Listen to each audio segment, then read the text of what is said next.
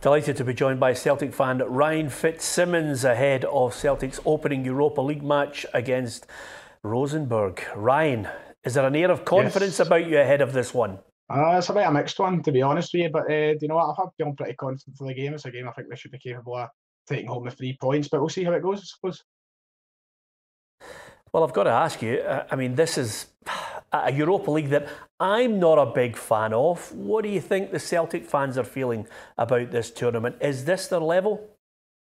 I think initially when we were knocked out of the Champions League, there was that sudden disappointment that we wouldn't be in the big competition. We're missing out in the Champions League. We're missing out in the fact that being there with the big teams, the PSGs, the Manchester Uniteds. I think that was the initial thought. But I think a lot of Celtic fans have came into the realisation that maybe at this point in time, Europa League is the level we need to deal with. Ultimately, we should always be aiming for the Champions League, and ultimately, we should always be in the Champions League. But this is a competition in which maybe we have a solid chance of going a bit further.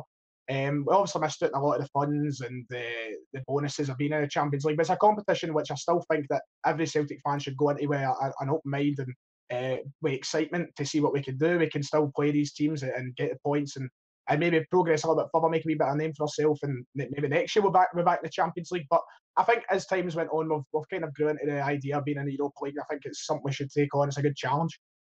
Now, Brendan Rodgers is trying to keep a lid on it, but come on, some people have suggested Celtic going all the way to the final. Is that not a bit pie in the sky? I would probably agree. It's a wee bit far off. We're still in a competition with really big teams and teams that have far more facilities and resources than Celtic. It's a great. I mean, we've done it in 2003, but I think the way that football has changed since then, it's made it a lot more difficult for a team like Celtic to even make the Europa League final. It is probably a dream. We'd have to rely on a lot of luck and drawing teams that we're capable of beating, but we're still in a tournament. She's like Arsenal, Chelsea, AC Milan. These are all teams who, at the end of the day, have far much more money and players of another calibre. It's a lovely dream. It's a great idea playing in Baku. In next May, next June. But it's something. It's an idea, but whether we could do it or not is a completely different story. Okay, first hurdle, Rosenborg. They've been over the coals before with the team from Norway. What do you make of this one on Thursday? It's interesting. Obviously, we've played Rosenborg a number of times now over the past 2 years. We've put them on in 4 separate occasions, and it's a team who haven't actually beaten us. So that gives me a bit of confidence in this. Arguably, this is the easiest game of the group stage. I don't think any team, when it comes to European competition, is like an easy game.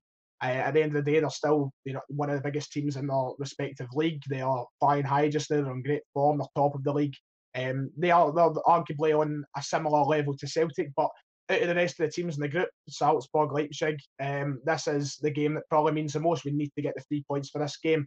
And judging by past performances, it's going to be a difficult one. They don't make life easy. But, it's Celtic Park. Hopefully the crowd gets behind the team. That 12-man effect comes in and we'll be able to... We beat them 3-1 earlier in the season. There's no reason why we can't do that again. Yeah. Do you think Celtic should be thinking about winning this group? Winning it would be difficult, but we should always aim for it, I'd say. We're in there with one of the best teams in Germany at the minute, in Leipzig. They've got a fantastic team, and they have kind of been on the rise over the last few years. So in my opinion, they should be the favourites to win the group. They've got players there like Timo Werner, Emil Forsberg. These are players who played at the World Cup, and they have a really high calibre. They're top of some of the best players in the Bundesliga. So arguably, they should be the team who are taking home the group. But if we play our cards right, if we can get the important points, the points that mean the most at Parkhead, and just try our best to go away from home and avoid some batterings, there's no reason why we can't top the group. But it's difficult. The Austrian champions are in there, one of the top teams in Austria are in there, along with Leipzig and Rosenborg. So it wouldn't be an easy group to top, but it's something that we should probably set our eyes on because it's capable at the end of the day if we play our best football. Okay, I can't let you go without talking about that summer transfer window. Give me a reflection of your viewpoint on the fact that Celtic didn't seem to spend too much money on players, odds and Edouard apart.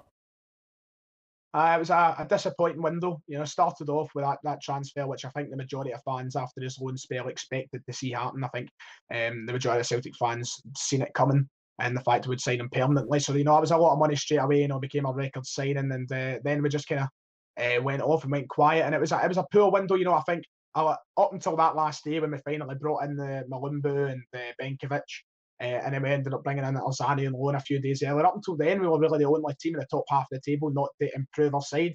And it was slightly disappointing because we've seen the money that's came in for the likes of Armstrong, the money from the Van Dijk deal, or just our general money we're bringing in for competitions such as the Champions League.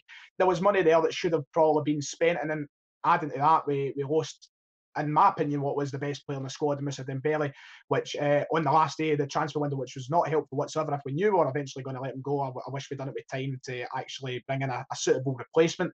But I'm happy in the signings of Benkovic and Malumbu. I think they had depth. I mean, one's only on loan.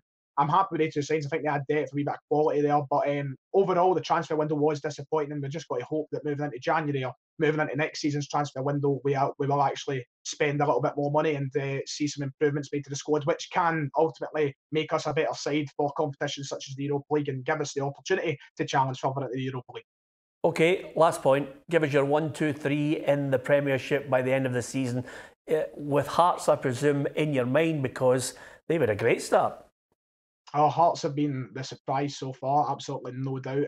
Originally, I didn't expect Hearts to do so well. I've never been a big backer of Craig Levein, and I just thought they were going to be kind of in the same scenario as last year, and I expected a lot more from somebody like Hibs. So, I mean, Hearts have completely changed my mind on how the top three will go this season. Initially, I thought Celtic would win the title, and I thought Hibs were going to end up coming in second with Rangers being in third, but the way it started, I don't think we can dismiss Hearts as easily. I still think Celtic will go on to win the title. It's our title. I know it's been a kind of slower start to the season, but as time goes on over the course of the full season, I imagine we will rack up our points and go on to win the title.